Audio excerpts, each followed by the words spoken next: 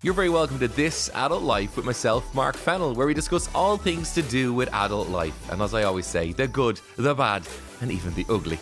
But today I'm talking about feeling stuck in a rut. And this episode was from an online seminar I ran where I was talking to people who were feeling stuck in a rut. Now, you could feel stuck in a rut because of maybe the pandemic and being on lockdown, or maybe you just haven't found that thing you want to do in life, maybe lacking fulfillment or lacking purpose or all of that stuff, or whatever might have caused you to feel stuck in a rut. Maybe it's just you're not motivated anymore or lost confidence. There's so many things that can cause us to wind up feeling stuck, not knowing what our next move is or even where we're going, and we just lose all, I suppose, energy to move forward in life. So if that's you, if you've ever felt stuck in a rut, or you feel stuck in a rut, or maybe you know someone stuck in a rut, well then this episode is for you. So without further ado, let's get straight into this episode when you feel stuck in a rut on This Adult Life, the podcast.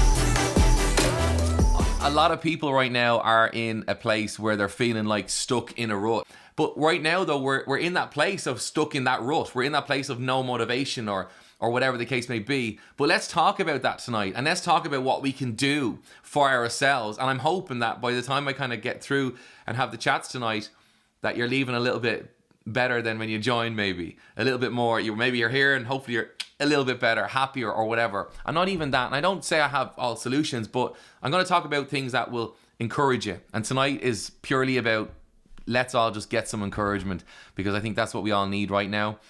You know, we've got lots of tools and strategies and things to do and coping mechanisms and all of that good stuff. But right now we're just needing encouragement and a little bit of direction.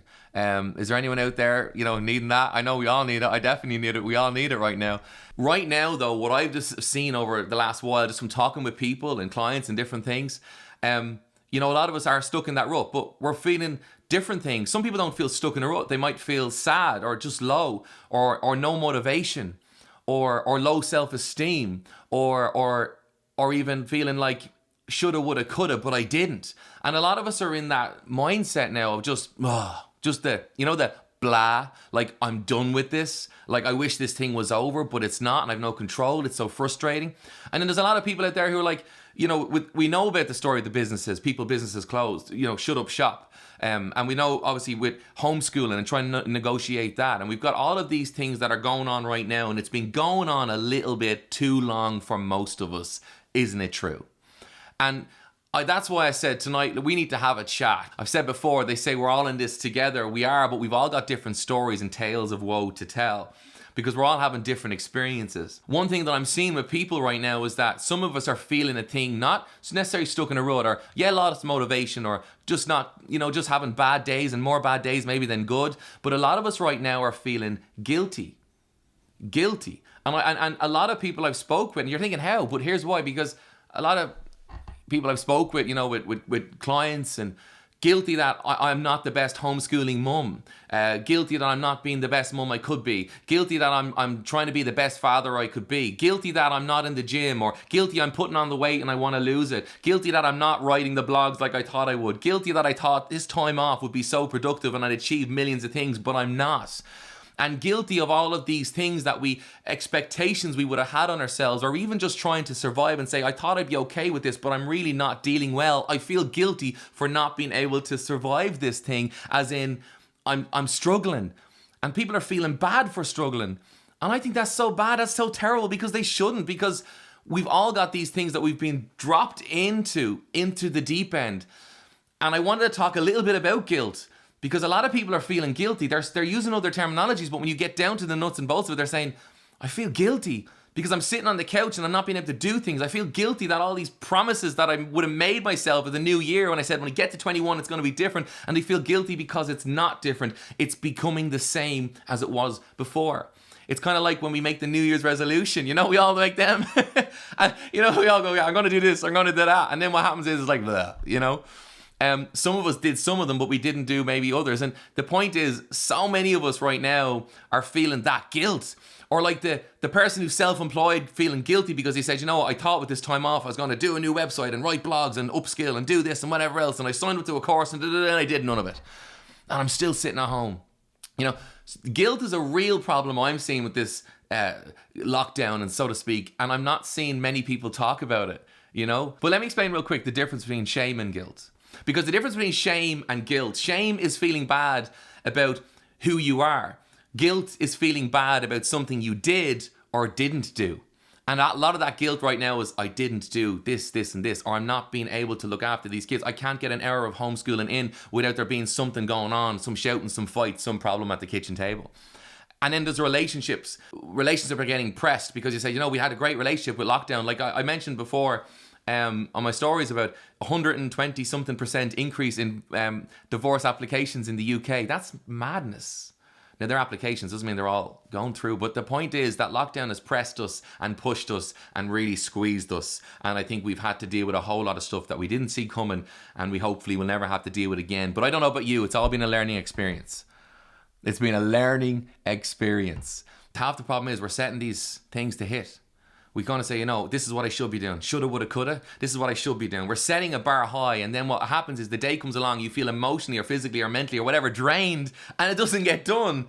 But I want you to do this. I want you to make one little rule with yourself before we go anywhere. And I always, you know, when I'm helping people or whatever, and even with myself, when I get it wrong or make mistakes or just drop the ball, you sometimes have to say, you know what? I'm going to give myself permission to not feel guilty anymore.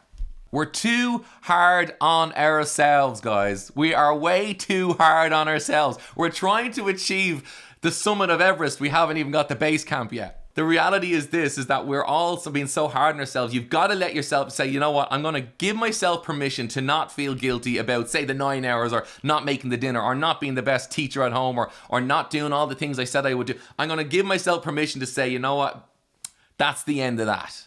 Because guilt doesn't just apply when it comes to lockdown. And I'm not only talking about guilt tonight, I just want to touch on it because it's really, really, I think it's relevant. If I asked you, right, 2 years ago, what would you like more of or what would you change? What would we all say? We'd like more time off. We're too busy. We're doing too much. Well, I tell you what, we got it in buckets, right? We got it in buckets. And I'm laughing, right? Because I'd probably be crying because, I mean, I work for myself and this year has, you know, one of our businesses has been decimated because of what's going on. But it will come back, please God. And I know that, I don't know when it will, but I know it will. That's the good thing, and hold on to it. That's hope is a powerful thing. The need for productivity, you see, because we put ourselves in a position where so many of us were used to this fast lifestyle. But you know what? Do you ever stop to think and say, I'm not saying lockdown is what we want, or, you know, but I'm not saying what we used to have was the thing. Maybe it's somewhere in the middle, and maybe we're learning the both sides of the scale, and we might have to come back to center when this thing is all over and realize, right, I was too fast, lockdown was too slow. Now I have my happy center, my happy medium. But the guilt of trying to keep up, you've got to start giving yourself permission to not feel guilty anymore. I know I said that, but you've got to get that. You nearly have to say it out loud.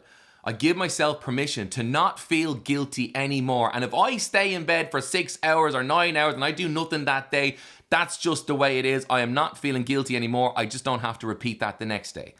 Because some days your body needs stuff. Some days it doesn't. You know, some days you might need more rest. Whatever the case may be. You know, you might say, but there's no excuse for staying in bed 9 hours, Mark, whatever else. Listen, it's a pandemic, it's a lockdown, and you know what? If that's what you feel is right for you at that time, well, then you go and do it. Just don't make it every day. You know, that's the key. So give yourself that bit of grace to not be perfect. But we're going to talk about the guilt. We're going to talk about how to deal with that and other things. And I'll share you where it starts, but I'm going to share you a little story. And the story kind of, when I say story, it's a true story about me. And it's what I learned. And the story is simple. It's not even a story. It's just something that happens when we're all kids. When I was younger, and you know the way loads of us, right, we'd measure our height. And, you know, maybe it's up against a doorpost or whatever. In our instance, it was kind of like a door frame and a little marker to measure your height. And I remember we'd measure our height. And it became like a thing, like, okay, let's check our heights today. Let's check our heights today. And it would be just so small. It would be tiny, tiny, tiny little amounts. And you'd be kind of like, oh, that's cool. It's only a little bit. And it would be very marginal. And you wouldn't even notice, like, it was barely noticeable in a week. You wouldn't grow that much in a week. You wouldn't grow that much in 2 weeks, right? I used to measure my height, and my dad would, you measure your height, and he goes, oh, a few little mil, and it wouldn't feel like much. And because you kind of didn't really notice the growing, you kind of got a bit frustrated, because you're like, oh, I wish it was more, you know. And then you'd have a sibling who grew a little bit more. Or then you go to your friends. I had a friend of mine who was much taller. He was taller than me. He was my cousin. He was taller than me. And I remember going to his house, seeing his markings, and I was like, oh my goodness, he's grown so much. You know, and I go, and it wasn't even a competitive thing. It's just you wanted to grow, and you just loved seeing the growth. And the thing about it is, it wasn't until I stood back and I looked at how far I had come. And I looked at down when the measurements were here. I'm watching the little macro here, the micro, the little things like this. But it wasn't until I took a step back and I looked at, you used to be here. Mark, now you're here. You know? And it was only a silly thing like height, not much importance. But to me, it was like, oh my God, when I stood back, I could see how much I've grown. But when I watch it on the daily, when I watch it on the weekly, I didn't really see much. And it was a lesson I always remember learning, because my dad said, well, step back and now look at how much you've come. And it wasn't until I took in the whole lot, the whole process, the whole journey, the whole, all of the years, I realized, oh my goodness, I've grown loads. Because when you're grown, you feel like the clothes are getting too small, not that you're grown too big. Do you know what I mean? You feel like, oh, these must have shrunk, especially when it's the waistline. Right? Maybe it is. Maybe they did shrink. I like to think they are. But my point is, right, we get to a stage where we don't realize we've grown taller, or we've grown any which way. We just find something's a little bit tighter, something's a little not fitting so well, and it's a bit uncomfortable. We're not realizing it, but it's uncomfortable. It's just kind of like lockdown. I know. And it's just kind of like life in general. We don't realize how much we've grown until we step back now and say, well, are you the same person you were back in February 2020? Are you the same person? Have you grown? I know it feels frustrating and the clothes are getting even tighter and the situation feels more, should we say, on top of you. But when you start to look back and say, hang on a minute, you're grown too. It's not the situation getting smaller, it's just you're grown too. And what grows in us is frustration. And what grows in us is the need to do better and get through this thing. But what also is, if you just actually look at you and look at you, you'll see, well, how much have I grown? And you'll start to realize, you know what? I've actually grown quite a bit. And this is our mistake. And this is why a lot of guilt comes in, right? And I've learned this myself. I've learned this so many times. I remember I was at a seminar. I was due to speak, and the speaker on before me was so good at speaking. Like, I know this guy's doing it years, and his point's going to be so good. And I was like, oh, I have to follow him. I'm like, how am I going to follow him? And the insecurity came in, or tried to come in of, oh, listen, you're not going to be able to do this. This guy is the hot shot, and you're going to be following him. It's like following someone who does something, when someone says, how can I follow that? That was me. And I remember going, man, this guy is so good. Look at the way he did this. Look at the way he did that. And I was totally looking at what he was doing. I was totally comparing how he did it. And because I compared how he was doing it, I started to undermine how I'm doing it. I get up and I do my thing, my talk or whatnot. And after lunch break, he comes over to me and he says, man, when I heard you were coming up after me, I was a bit nervous because I seen how you did that thing last year. And I was like, oh man, I can't follow. I don't want to be in front of him. He goes, actually, I was actually after you. And I said, oh, put me before Mark, not after. And I was like humbled. But isn't it amazing the way we all do that? And this guy was an amazing speaker. But the point is this, is that we sometimes are wanting to get through something or wanting to see success, but we're using the wrong measuring stick. We're using someone else's measuring stick. And as soon as we start to use that, we become disappointed. Because I thought I was growing a good bit when I was measuring my own measurements at home. But when I went to my cousin's house, who was taller, I felt like I wasn't growing at all because he was growing so much. And it's just kind of like homeschooling. We see the mummy groups and the people who are doing so well at homeschooling. We see people who are working for themselves and they're doing all this kind of back end stuff and achieving loads of stuff. And then we start to measure our success. We want to move forward, but we're using their yardstick instead of using our own, because we compare ourselves too much to other people. And this is one of the points we get guilty of, because we say, I can't do as good as that. We sometimes get caught keeping up with the Joneses. They say comparison is the thief of joy. And isn't it so true though? We're happy until we compare. We're happy till we start looking at others. We're happy till we start to see, oh, they're doing it better than me. And it's not even that they're doing it better, it's just they're doing it different to you. And you think different looks better because it's not your way. Do you ever get that? And we all do it because we're human beings. We're social creatures. We walk into a group or online or offline and we observe. But the reality is this, and I always tell people, I always say, you got to stay in your lane. If we will love the car we're in, right? All right. So, I love cars. So I'm in a car and I'm flying along. I remember going to the Autobahn in Italy, and you can do whatever speed you like. And I was like, I'm flying it here. This is brilliant. And then a car comes along and goes like, boom. And I'm like, now I feel like I'm going slow. I wasn't going slow, but if I compare it to him, it could look like I'm going slow. But the thing is, I was going at my car's pace, or should I say I was going at my pace. And that's the key with this, 100%, especially when we look at social media and influencers and all that. Exactly, we got to keep it real. Remember, what we see online is only a portion of that person's life. We don't know all of what they're going through. You know, and I'm fortunate enough that I work with a lot of people who would be online and different things. And I know it's always true is that, you know, people will have this persona online and that's who they are online and that's, you know, true to them. But there's so much more to life that they don't put online, and because, you know, they shouldn't have to. And the same is true for us. We only take this should we say, the snapshots. It's kind of like a movie. It's kind of like just freezing a frame that looks amazing and happy. Just a freeze frame of someone else's life. That's kind of what Instagram is. It's like a freeze frame of one moment in time, and maybe everyone was happy and it was all cool. But we all know that those frames come and those frames go. And what I know about this is, and I always share this with people, is that, you know what?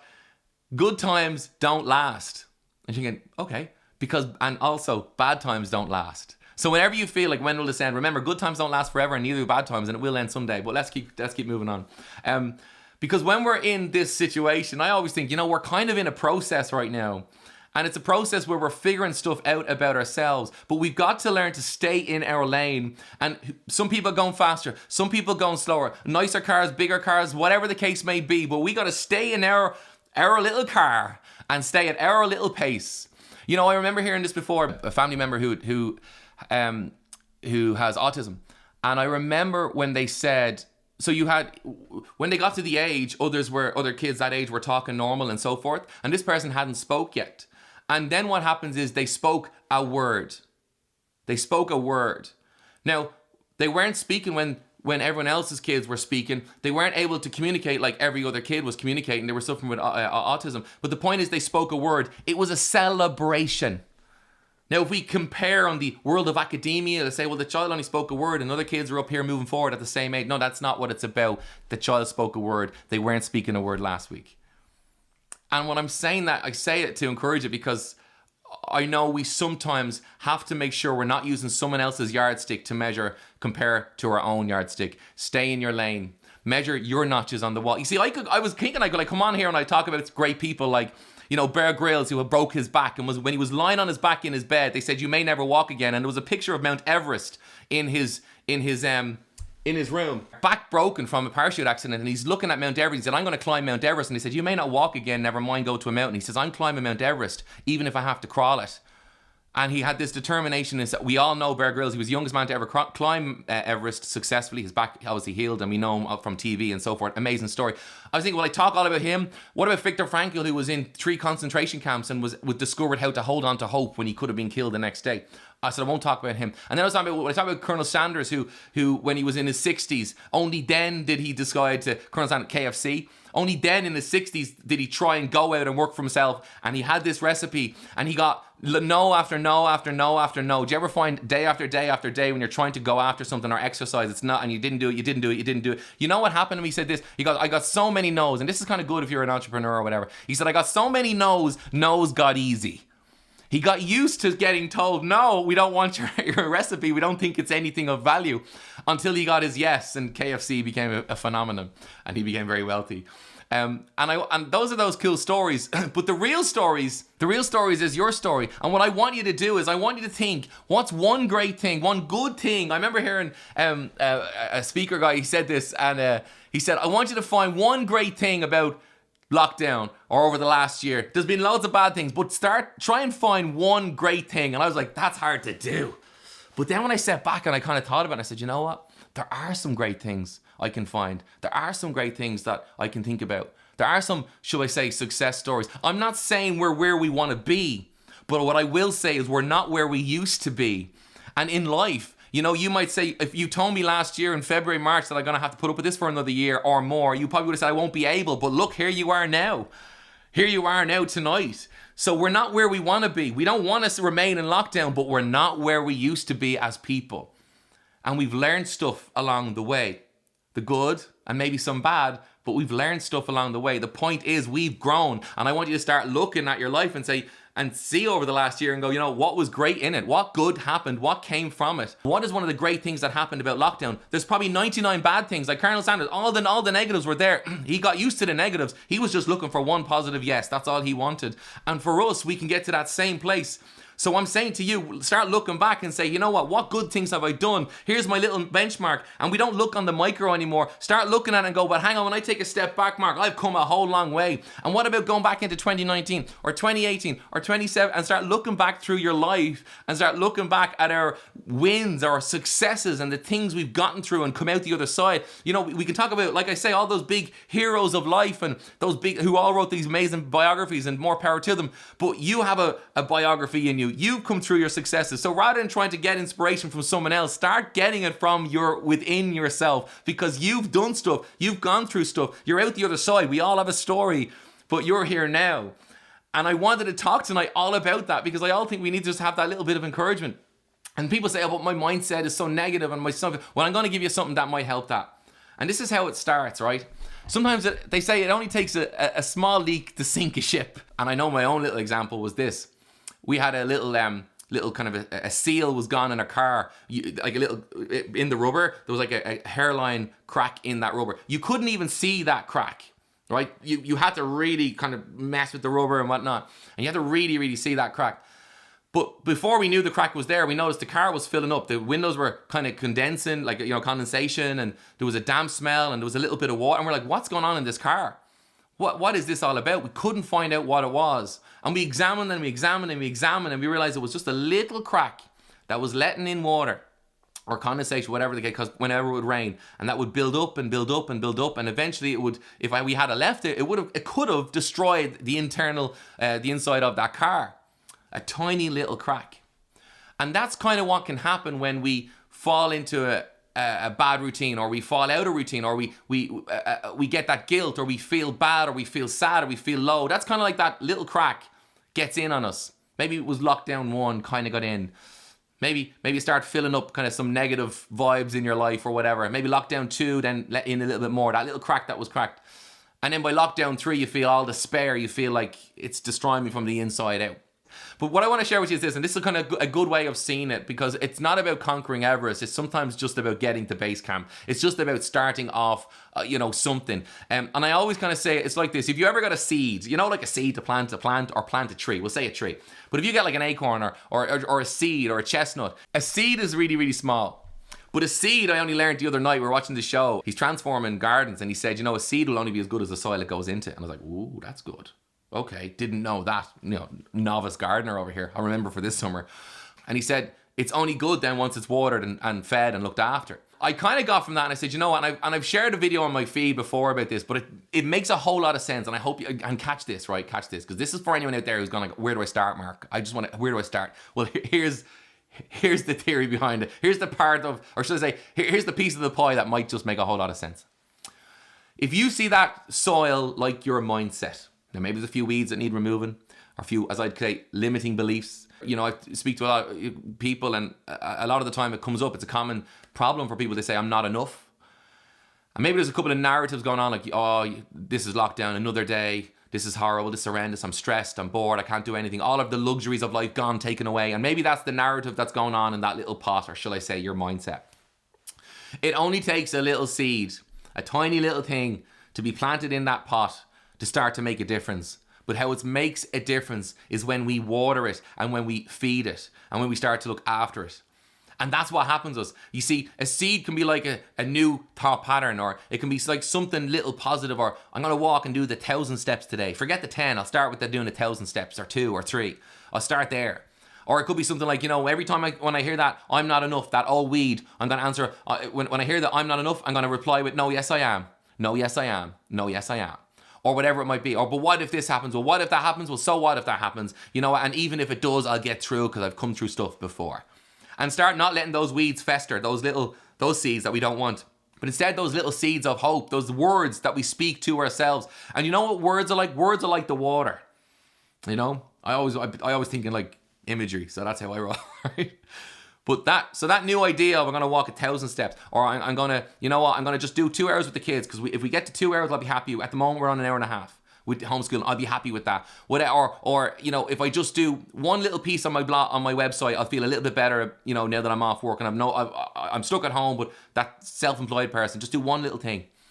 And that can be that little seed, and get that in your head. But what you do is you got to water it. You got to keep, and words are like water. You got to keep saying, no, I'm going to do this. I'm going to stick to this. And every negative that comes in is like a weed, and you got to get that weed out by saying, you know what? No. And consistency is your friend. Consistency is key, and discipline is everything. And you're just going to get consistent with that little thing, that little seed. And you might not feel any different for a while. You might not feel like the soil looks the same. Mark, I still feel brutal in the morning.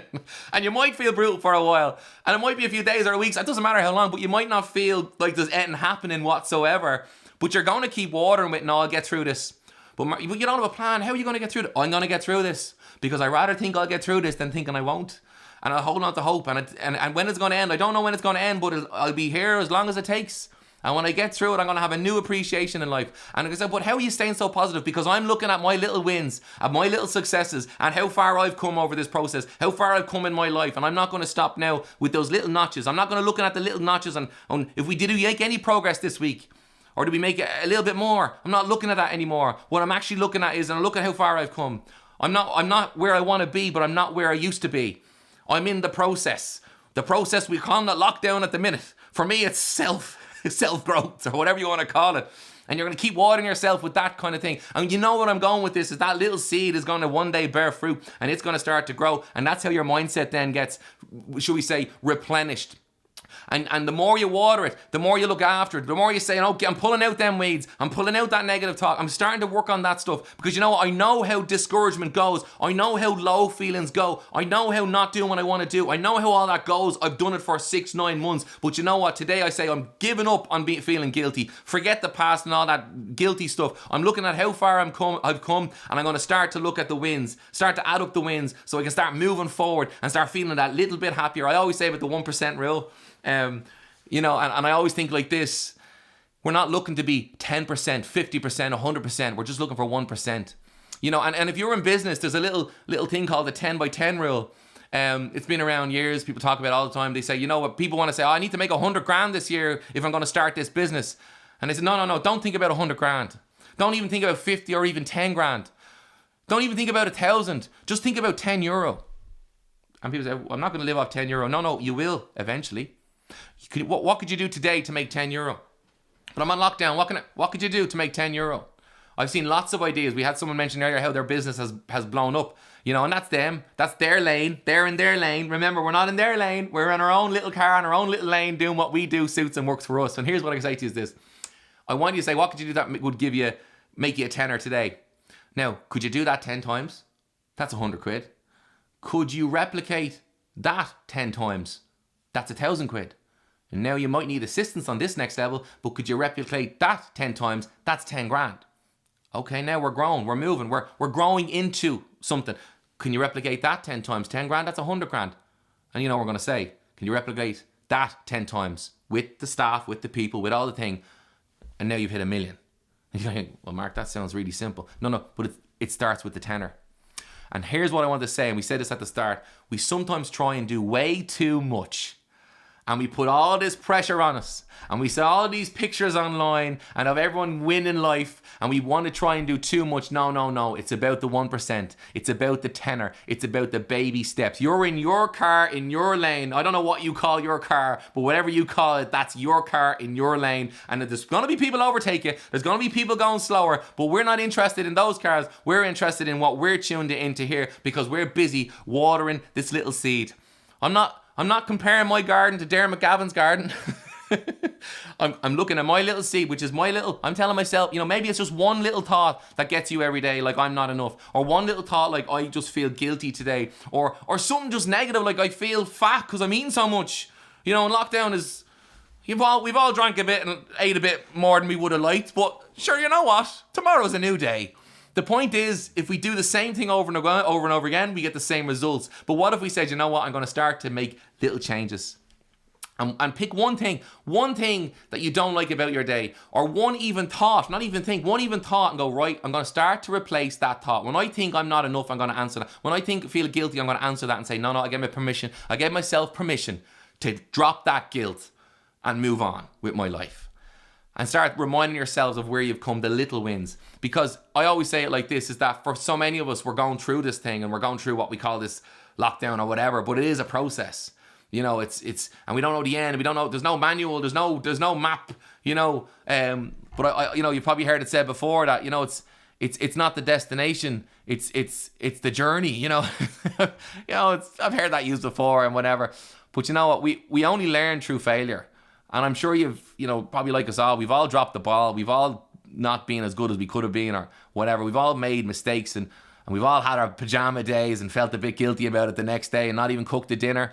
Your partner's coming home or whatever else, or you're just on the way home from work if you're in work or whatever, and you're kind of saying, I'll just buy a chip or I'll just get a takeaway. We've all had those days. Do you know what? I'm saying to you, give yourself permission to have those days, because you know what? That's a day. It's not the week.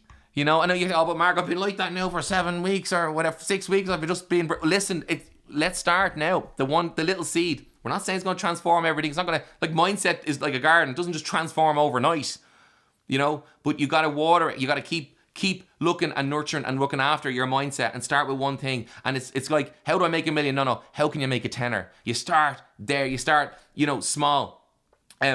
Because one thing I know is that you've got to start measuring the little wins, the things that you have done good, and start focusing on the what was great about lockdown. Maybe you can find one thing, what was good about lockdown, maybe one thing. Give yourself a bit of grace. Allow yourself to, feel like, listen, I'm going to do nothing today. It's all okay, because we're setting this measuring stick up here. We feel guilty because we feel that we're probably comparing ourselves to someone else. And remember, comparison is the thief of joy. And we're looking at other people. But you know what? The only person you need to start looking at or remain looking at is your car, your lane, what you're feeding yourself with, that little plant. That's all what it's about. Remember, it's about how far you've come.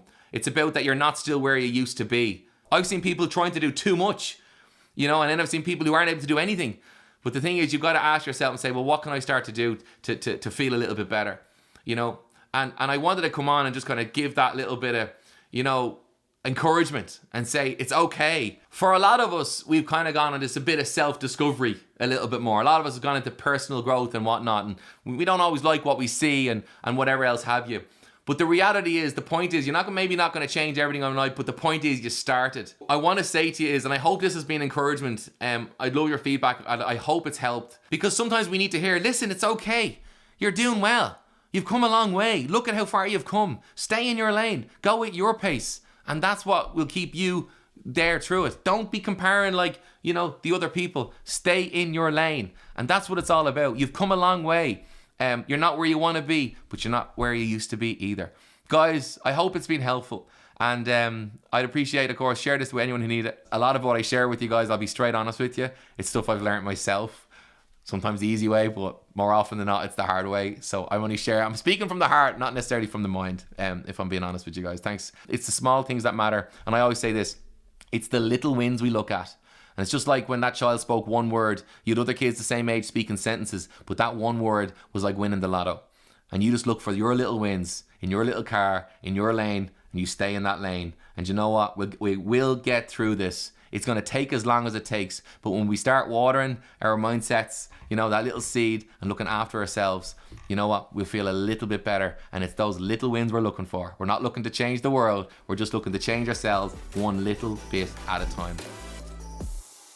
So that is it for today. And I do want to say thank you so much to everyone who has done this. Or if you haven't done it yet, well, what I'm talking about is when you screenshot the podcast and you tag me in your Insta stories or Facebook stories. I love that. It's so encouraging to see. And it, of course, gets the word out there that this podcast is there just to simply help people. Of course, if you want to connect with me on Instagram, make sure you head over there. markfennell.ie is my handle on Instagram. The same is also true for my website. It's www.markfennell.ie. That's 2 N's and 2 L's. Make sure you connect, get in touch, check out the resources page, find the courses, seminars, things that are going on. I'd love to hear from you. And if you want to keep up to date, make sure you head to markfennell.ie and sign up to my free newsletter. I've got some goodies in there as well, so you can keep in touch about all of the latest and greatest things that are happening in the world of personal and business development coaching. On that note, you've been great. I've been Mark Fennell, and this is the podcast called This Adult Life. Have a great day.